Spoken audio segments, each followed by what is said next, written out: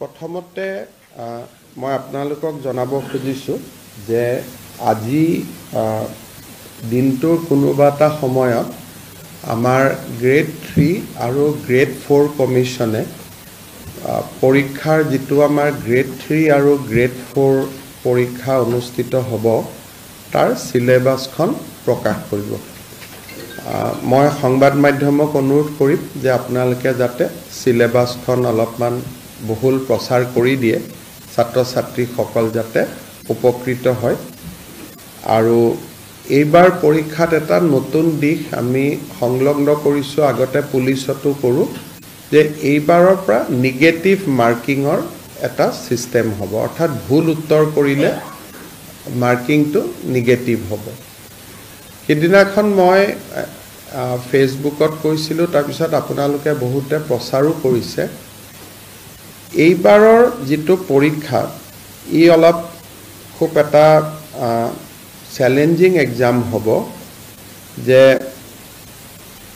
Particular এটা সাবজেক্টত 11 লাখ পৰীক্ষাৰ্থী পৰীক্ষা দিব।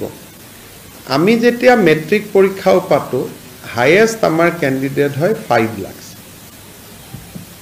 11 লাখ পৰীক্ষাৰ্থীক লৈ পৰীক্ষা পাতাৰ ৰেকৰ্ড ইউপিক বাদ দি কোনো ষ্টেটৰ আজিলৈকে নাই। কাৰণ ইউপিয়ে কোনোবা পৰীক্ষা 18 লাখ ক্যান্ডিডেট হয়, তেওঁলোকৰ জনবসতি বহুত, কিন্তু অসমত 11 লাখৰ কোনো পৰীক্ষা আজিলৈকে কেতিয়াও কোনেও অনুষ্ঠিত কৰাৰ অহাই নাছিল। এইবাৰ আমি নিযুক্তিত এটা দিশ আছিলে যে এইবাৰ আমি ফিজ লোৱা নাছিলোঁ, অৰ্থাৎ পৰীক্ষা দিয়াৰ কাৰণে কোনো ফৰ্ম ফিলআপৰ কাৰণে কোনো মাচুলৰ প্ৰয়োজন নাছিলে, সেই কাৰণে নাম্বাৰটো বাঢ়িলে। দ্বিতীয়তে ফাৰ্ষ্ট পৰীক্ষাটোত যেটো এটা মানুহে ট্ৰান্সপাৰেন্সি দেখিলে, স্বচ্ছতা দেখিলে, যে দুখীয়া ল'ৰা ছোৱালীয়ে নিযুক্তি পাইছে, সিও প্ৰেৰণা যোগালে। তাৰ ফলত 11 লাখ ক্যান্ডিডেট হৈ গ'ল। মই ইমান আশা কৰা নাছিলোঁ।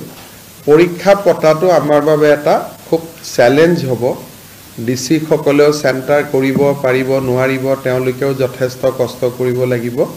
যি নহওক আমি আগবাঢ়ি গৈ থাকিম আৰু সময়ে সময়ে যি ডেভেলপমেন্ট হয় আপোনালোকক জনাই থাকিম।